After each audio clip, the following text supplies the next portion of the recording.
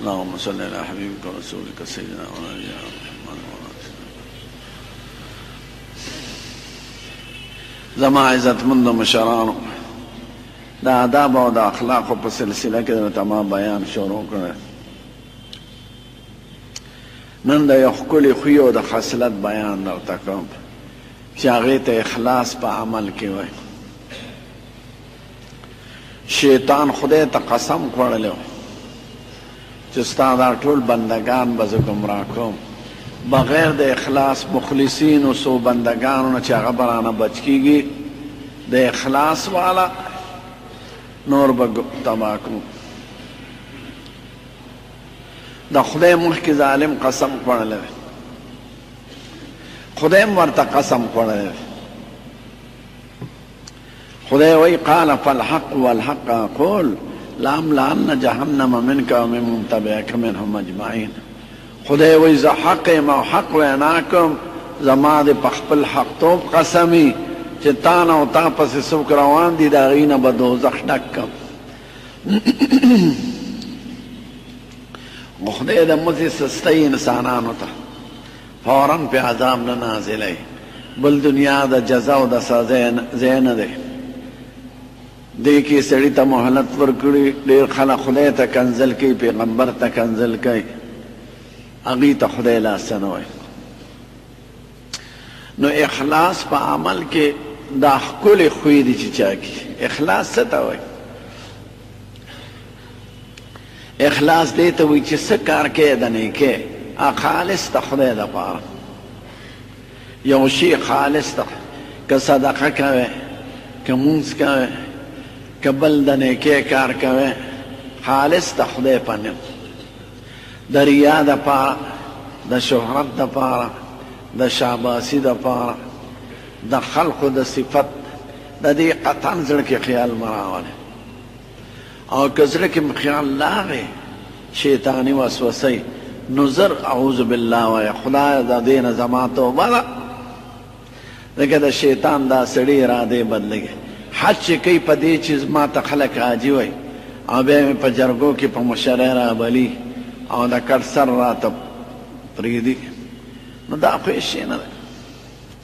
سړی سخاوت کوي چاله څه ورکوي په دې نیت چې ما ته ښه خلک ښه سړی ښه ووایي. دا څه شی چا درته ښه سړی ووایي یا نه وایي چې د خدای په نس ښه نه نو د خدای سره معامله پکار ده. د اخلاص تعلق زړه سره دی چې خدای ستا په نوم دا کار کوم. وینا ته حاجت هم نشته، خو که شیطاني وسوسه راغله زر توبه وباسه.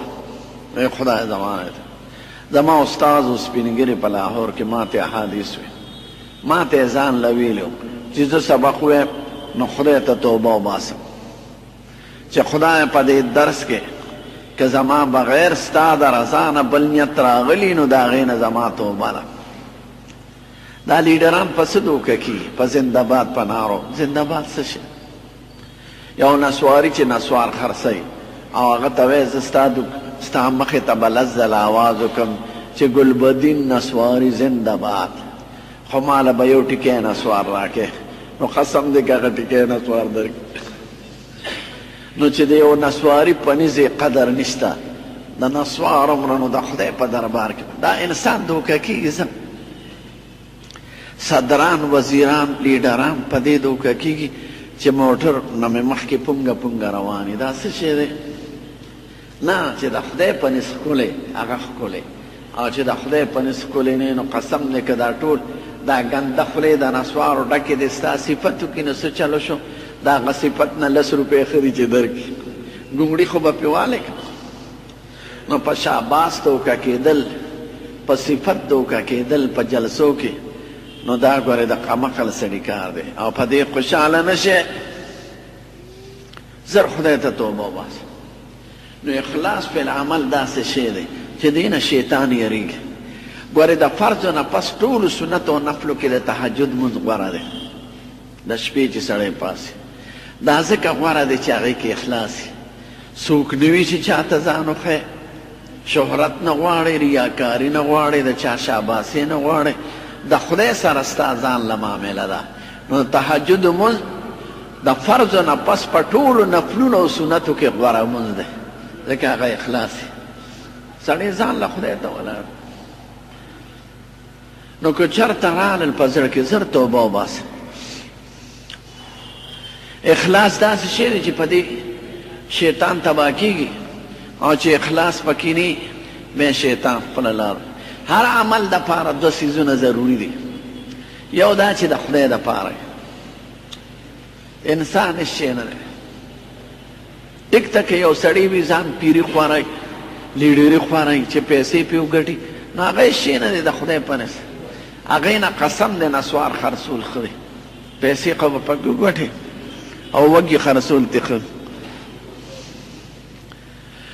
نو هر عمل علی قبلیږي چې دوه شرطه یې پکې. اول دا چې د خدای دپاره یې، دویم دا چې د حضور پاک په ښکلې طریقه یې هغوی کړي یا صحابو کرامو کړي. ځکه دین هغه دی چې زمونږ پیغمبر مونږ ته را رسولی دی، او دین هغه دی چې د هغه شاګردان او ولی د هغه د مجلس خلک پې پوه شوي دي. ځکه زمونږ پیغمبر د دنیا خیر مونږ ته د دنیا او د آخرت خیر داسې خبره نه ده پرېښې چې مونږ ته یې ښودلې نه، او د دنیا او د آخرت د ضرر داسې خبره نه ده پرېښې چې مونږ ته یې بیان نه کړی. نو خیر هغه دی چې هغه لوی نور د هدایت مونږ ته را رسولی دی، او صحابو کرامو په هغې عمل کړی.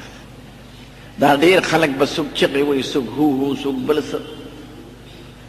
ورته وایه دا زمونږ حضور پاک ویلی دی، صحابو کرامو کړي دي، که هغې کړي به سر وچشم، او که هغې نه کړي مونږ یې نه کوو، بس دی هماغه دین بس دی. نو هر عمل چې د حضور پاک او د صحابو کرامو په نقش قدمې او د خدای دپاره یې، هغې ته د اخلاص صورت وایي، او په هغې دنیا هم ښه کېږي او آخرت هم. که مونځ کوئ چېرته هم زړه کې را نه شي، حج کوئ، روجې کوئ، تبلیغ کې وځئ، جهاد لځئ، څه بل څه د نیکۍ کار کوئ، جومات جوړوئ، لار قطعاً پکې زړه کې مه راولئ چې ما د خلک صفت وکړي. هغې سره ټوله بس کېږي. او که زړه کې دې راغله زر ته توبه وباسه، ځکه انسان خطا کېږي. نو د خدای وعده ده چې زه به بدي په نیکو بدلوم. الا من تاب، نولسمه پاره کې الا من تاب وآمن وعمل عملا صالحا فاولئک یبدل الله سیئاتهم حسنات. چې توبه وباسي خدای ته، نو هغه نیکي څه کې هغه بدۍ هم وله په نیکو بدلوم. او توبه هم د خدای سره پټه معامله ده، د خلکو مخکې توبې ته حاجت نشته.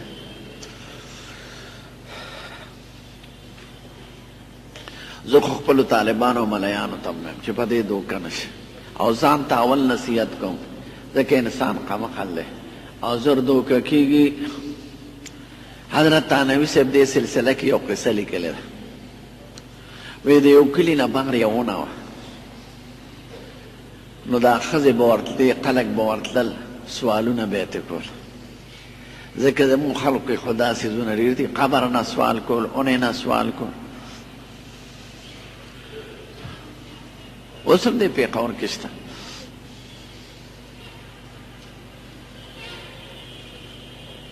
د هزارخانې طرف ته ونه وه د بیرې، دا ښځې به ورغلې چې چا به اولاد نو اونې ته به جارو ویشتله نه وې، نو که جارو به پکې ونښته وې زه ستا خو امید پیدا شو زوی به دې کېږي، او که چا جارو به راغورځېده وې زه ستا خوارې ستا په اوزل کې به نه لیکلې یا زناورو اونه ورکول کوي.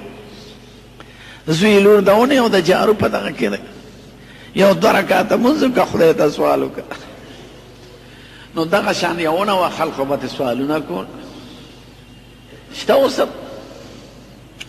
ما ته پرون یو افغانۍ وایي، دا نوم مې ځکه وایي چې هغه افغانۍ وایي زمونږ دا رواج دی چې ډولۍ راوړو نو مخې ته وله توره چرګه حلاله کړو. ما دا ولې؟ وایي چې بد نظر پې ونه لګي. ما انا لله و انا الیه راجعون. دا خو د هندوانو خبرې دي. نظر په چرګه، توره چرګه حلالولو ختمېږي که د خدای شکر ادا کړي. نو توره چرګه حلاله کړي، مخدمه خو مرداره شوه، هغه به څوک نه خوري، ځکه د خدای په نوم نه ډولۍ ته تقرب کوي. نو مخې ته حلالول د چرګو، تورو چرګو، یا دا ملنګان وینئ دا لوګي چې کوي دوکانونو ته، دا د هندوانو خبرې دی. اصله لوګي کوي سار وختي دې دغې پونیوي که څه بلا دونی وی دا په دې لوګي باندې دا نظر ختمېږي وایي ټیزنو دروغجنو په لوګي ختمېږي نو دا لوګي کول دا چې ګرځي لاس کې نیولې او پوکه پوکه کوي دکانونو ته د خلکو ته موټرو ته دا د هندوانو رسم دی دې کې خو خیر او شر نشته نو دا کارونه کوم نو دغه شان د خلکو کې دا مصیبت نو هغه ونه نه به خلکو سوالونه کول یو نیک سړی یو جماعت کې هغه چې خبر شوی دا خو کار نه دی و علم یې نو شیخو او شیخ زر دوکه کېږي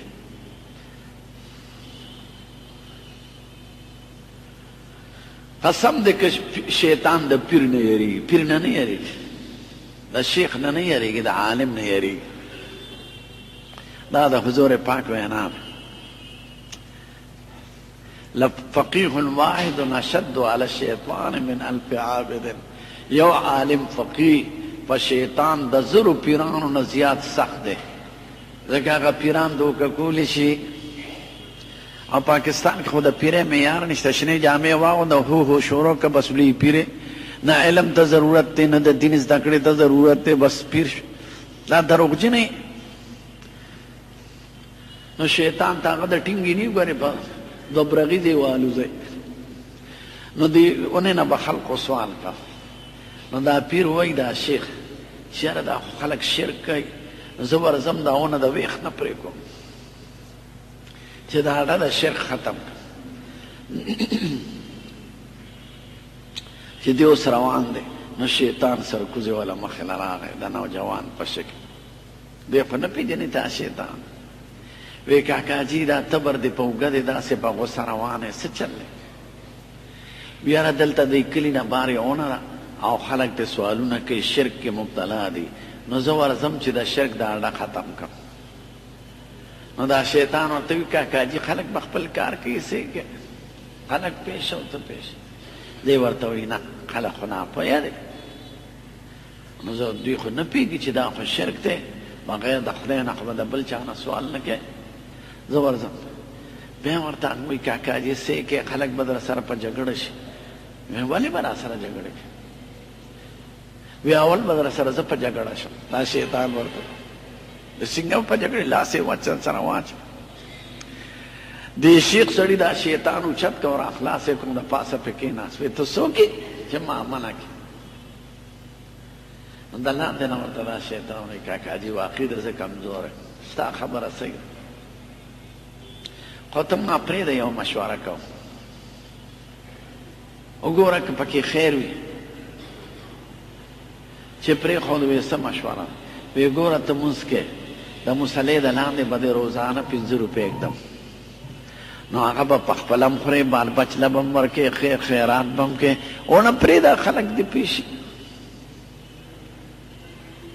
دغه ځای کې دوکه شو دی وایي وعده ده او وی وعده ده نو دې هم زړه کوي بل څوک دې پرېږي که نه یوازې دین په ما ضروري خو نه دی نو وی بس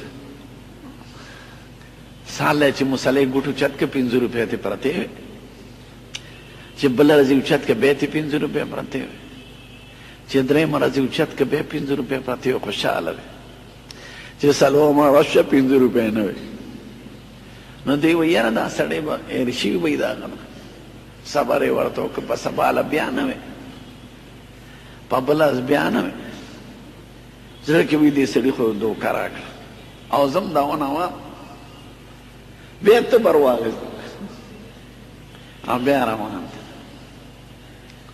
چې روان دی هغه شیطان والا بیا راغی خو شکل یې لږ بدل کړو ده ته وایي کاکاجي کوم خوا دی داسې غوسه وی زم داونه د خلک ته سوالونه کوي او په شرک مبتلا دي دا خو نه پوهېږي زمون خلک غټې ګیرې بې نامه پورې او دې په دې نه پوهېږي چې سوال د بل چا نه ښه نه مالک د خیر و شر خو خدای پاک قبر به عزت کې د هغه نه به عبرت هلې هغه نه به سوال نه کوي هغه ځان ته خیر نشي رسولی تا ته بس در ورسوي محتاجه دی جمدو ته بیا هغه شیطان هم هغه تقریر راسره کوي کاکاجي یوازې ته ښه سړی بل څوک به یې پرېږي که نه ته یې څه کې ځان ته شر مه جوړوئ ولې به راته خلک شر جوړوي وی خلک به رسره جګړه وکړي ولې به کوي وی اول خو رسره زه جګړه کوم چې لاندې باندې شي کبډي باندې شو دا پیر یې راوغورځوو چتې کو دا شیطان پې د پاسه کېنه دا بوډا ورته د لاندې نه ګوري وی وروره ته ما پرېږده یو تپوس ترنه کړه چې پرېښود وی کاکاجي تا وی وروره تا هغه بل ځنې سړی نه وی زه هغه یم که وی بل ځل خو چې ما تا په لاس قسم دی که ستا خپو کې دم او ما اوچت کړ او را خلاص مې کړی او دا ځل زما په خپو لاس کې دم نو او ته اوچت کم را خلاص کم دا ولې تم ډېره زمانه نه ده شوې او زم ډېره زمانه نه شوې کمزوره شو وی بل ځل د خدای دپاره روان وی نو قسم دې زه شیطان یم د جهان شیطانانو تا سره مقابله نشه کولی ځکه ستا زړه کې اخلاص دا ځل تا اخلاص نو د پیسو دپاره دې منډې والې پیسې دې بندې شوې نو د خدای امداد در سره نو اخلاص قسم دې اخلاص کوئ وګورئ چې ستاسو ژوند کې څومره برکت راځي نو اخلاص فی العمل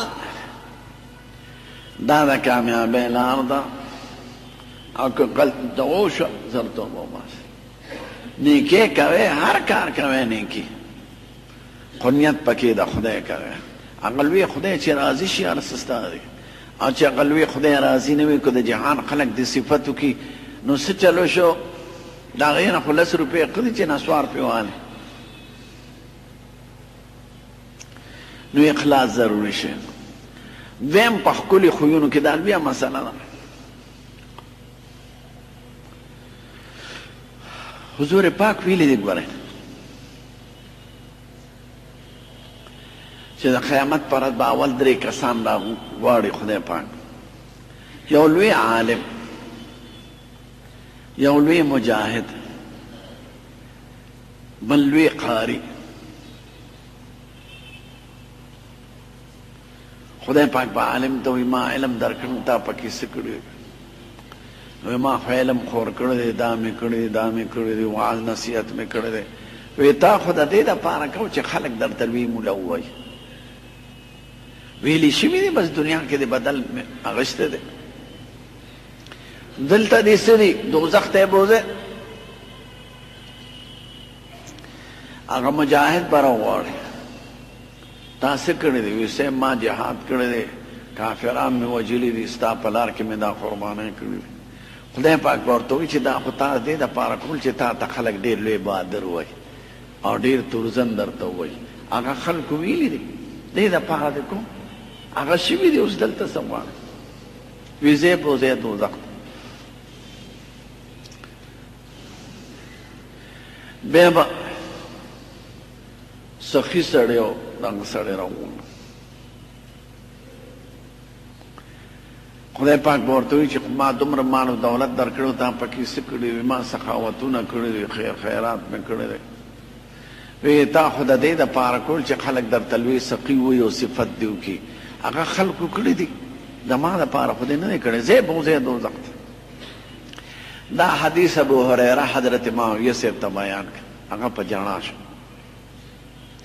وی دا قرآن شریف کې راغلي 12مه پاره کې من كان يريد الحياة الدنيا وزينتها نوفي إليهم أعمالهم فيها وهم فيها لا يبخسون أولئك الذين ليس لهم في الآخرة إلا النار وحبط ما صنعوا فيها وباطل ما كانوا يعملون دا چا چې په عمل کې دنیا مقصدی او ریاکاری او د خلقو صفت نو آخرت کې هیڅ نشته بیا هغه جنت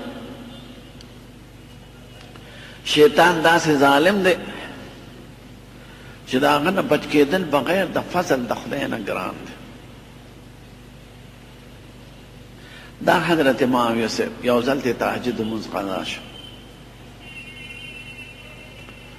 نو سهار پاڅېد ژړلی خدای پاک دی چې خدای ډوډۍ مې ډېره خوړلې ده که ولې دا توفیق دې رانه کړه چې زه پاڅېدلی ژړلی ژړلی چې سبا شپه شوه د تهجدو وخت شو دا شیطان ناغې کټې وله وخوځو سترګې راویښې کړې. وی څوک یې لکه دلته؟ وی صاحب مانځله مې راپاڅول. وی ته څوک یې؟ وینیو. وی زه خو شیطان یم. خلاصېدی ته موږ. وی ته خو مانځله څوک نه راپاسې نو څنګه دې زه راپاسم؟ ته خو د مونځ نه سړی وباسې. وی قربان کله نا کله ښه کارم کوم. وی نه دروغ مه وایه، شیطان او ښه کار رښتیا وایه کنې سر درنه پرېږدو. وی صاحب زما او ستا ډېره موده دوستانه تېره شوې ده. تم پخوا کافر وی او زه اوس هم کافر یم، نو د هغه زړو اشنایۍ په خاطر مې ته مانځله راپاڅوله. وی نه دا دې هم دروغ وی، که اشنایي دې راسره کوله خو په کفر کې به دې کړې وه، نیک عمل کې راسره کړه. وی سر درنه پرېږدم رښتیا وایه. وی صاحب پرون تا نه مونځ قضا شو او خدای پاک ته دې وجړل، نو خدای د هغه اصلي مونځ نه زیات ثواب درکړه.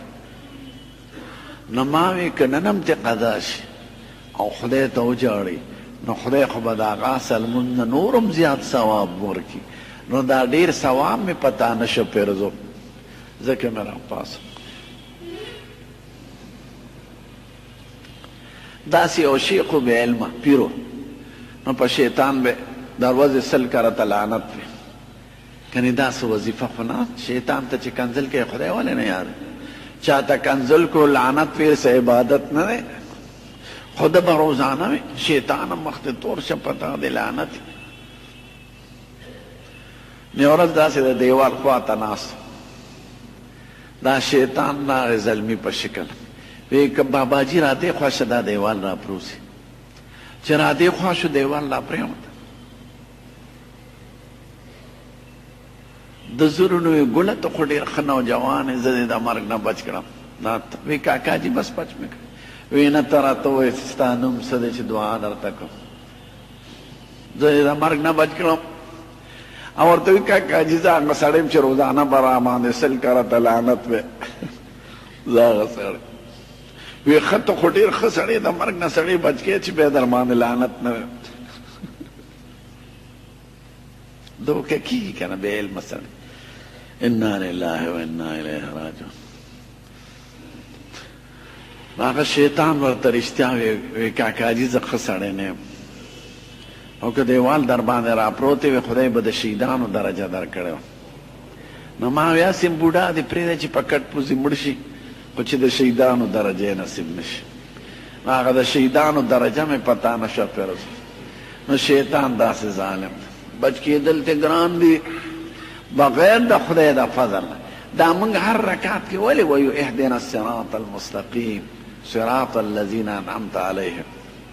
د خدای نه هدایت غواړو. خدای په سمه لاره مستقیم لرې، د سمې لارې هدایت راته وکړي، د پاکانو د لارې، د ګمراهانو او د هغې خلقو چې غضب په هغې نازل شوي د یهودو او نصوارا، د دې د لارې نه مې وساتې. پام کوئ، د یهودو او د نصوارو په هېڅ چیز کې نقل مه کوئ، ځکه هر مانځه کې ته وایې خدای د هغې د نقل نه مې وساتې. نو چې کارډونه په انګریزۍ کې چاپ کوئ او ډوډۍ ولاړه باندې خورئ او کوټ پتلون کې او دا لکۍ هم ځوړنده کړي ده د زنې د لاندې، خو د هغې نقل کوئ او په هر مانځه کې وایې خدای د هغې د نقل نه مو ساتې. نو کیس او ویس پام کوئ. نو اخلاص خدای پاک ته خوښ دی، نقلي مونځ نه دی خوښ. اهدنا الصراط المستقیم معنا دا ده چې خدای په نیغه لار مې روان لرې چې د پاکانو لار ده، تا ورته هدایت کړی دی، او د ګمراهانو د غضب شدو د لارې نه مې بچ کړي. هغه زموږ ښکلی پیغمبر ویلی دی چې هغه یهود او عیسایان دي. نو د هغې د لارې نه هغه ستا لار نه خوښوي او ته د هغې لار خوښوې، ذلیله به شې او یم ذلیله. د دغه خلقو د وجې نه چې د انګریزانو لکۍ نیولې ده او د هغې په غلامۍ فخر کوي.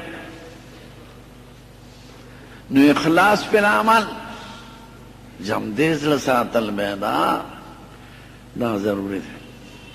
دویم په ښکلي اخلاق کې صبر دی. صبر دریو موقعو کې راځي.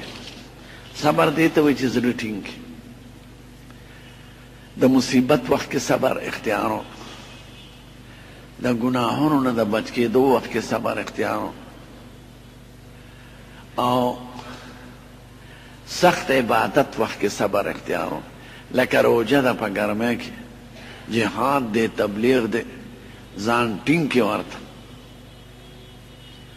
او نو د مصیبت وخت کې صبر کو، د ګناهونو نه ځان صبر کو. جنۍ د تولیدله هلک دی، بل بد عملي ده، ته پکې صبر وکړې نه، نفس ته ویې ټینګ شه، مه کوه دا کار.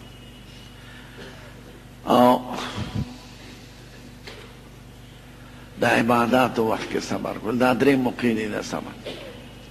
د صبر په باره کې خدای پاک وایي انما یوفی الله الصابرین اجرهم بغیر حساب.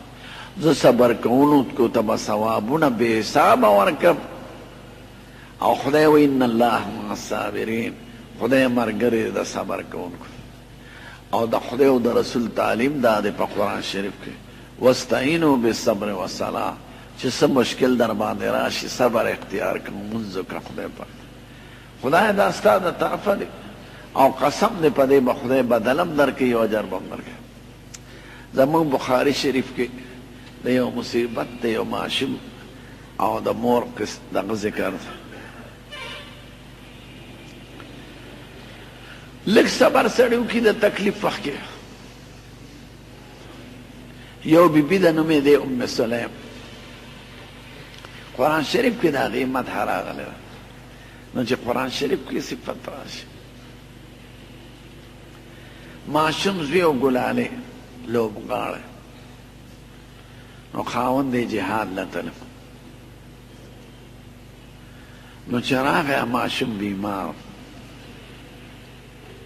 ویلی ده هغه به یې لاړ ماښام مانځه له حضور پاک له ماسخوتنه پورې ایثار شو، ځکه ټوله قصې کاروي اوروله ورته. بیا لږ ساعت پس راغی، دغه وخت کې ماشوم وفات شو. نو دا مور یې وایي چې یاره دا خاوند خو ډېر ورځې پس راغلی، اوس د سنبالي وخت هم نه دی. نو که زه ته د ماشوم د مرګ خبره وکړم نو ټوله شپه به مې په غم تېره شي. نو پرېږده چې زه به صبر کوم. نو هغې صاف سوتره کې نریلې پټۍ پې واچوله. نو خاوند یې ماسخوتن تېر راغی د حضور پاک د مجلس. دې ښځې ته وایي ما فعل الصبي، ماشوم څنګه دی؟ نو دا وایي هدا نفسه، سی په قرار شوی ده. واظن انه قد استراح، شاید چې آرام ورته میلاو شو. نو د ده دا خیال دی چې دا راته وایي چې جوړه شو. دروغ هم نه وړو، ځکه سی خو په قرار شو بند او د دنیا د غمونو نه خلاص شو. دی ورته ووایي. نو د هغه سړي دا خیال دی چې دا راته وایي چې ماشوم ټیک ټیک ښه دی. نو د ښځې خاوند چې څنګه ژوند دی هغه شان ژوند دی تېر که نږدې شو ښځې ته. سهار چې ته د کور نه نو دا ښځه ورته وایي ته کوم خوا ځې؟ وایي مانځله. وایي خو درېږه یو مسلې تپوس درنه کوم. وایي څه مسله ده؟ وایي که یو سړی د ګاونډیانو نه د بل چا نه څه شی راوغواړي د امانت پس،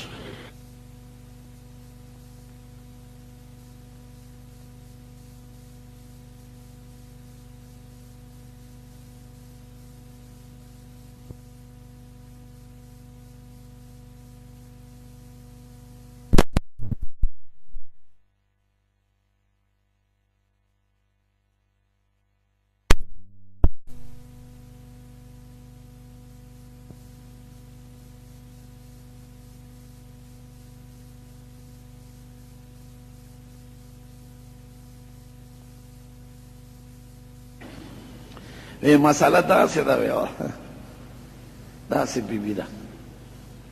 وی ښه ما تعالی چې کوم امانت خدای راکړو د یو څو ورځو دپاره هغه بېګاه خدای غوښتي. دا سړی حیران شو او ښځې ته وایي الان وقد تلطفتم، اوس راته وایه ما ټوله شپه داسې تېره. وی د خدای فیصله دی لاړ حضور پاک سره د سبا مونځ وکړ.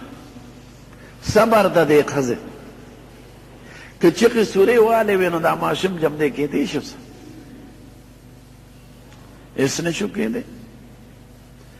نو هغه ته ورنږدې شو ویې صاحب هغه ماشوم چې هغه بیګا وفات شوی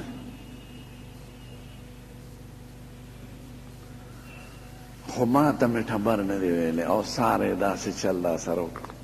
نو هغه ورته وي حلقه عرفتم اللیله بیګا خبر ته نږدې شوی وي او وی که خدای به یو ناشنا اولاد درکړي. لس زامن خدای ورکړي دي او ټول عالمان اولیاء او بزرګان د هغه لږ صبر دا نتیجه وه. نو صبر د مصیبت وخت کې او تکلیف وخت کې دا چې سړی اختیار کړي نو یو خو خدای ته خپل ځان سپارلی بل علاج نشته بغیر د صبر نه. نو دا لوی صفت دی چې سړي کې دې باندې به نور بحث بیا کوو انشاءالله. ماسخوتن مونځ څو پورې کولی شي د سبا د راختېدو پورې خو دومره قصدن رسته کول نه پکار.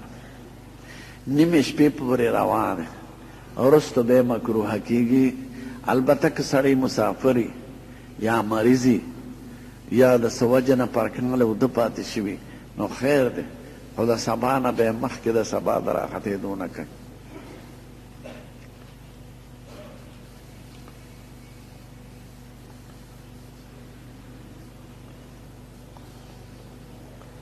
حضور پاک په 14 کال د نبوت باندې هجرت کړو په 12 نه او بیا 10 کاله مدینه منوره کې تیر چې مکې ته ته نو 53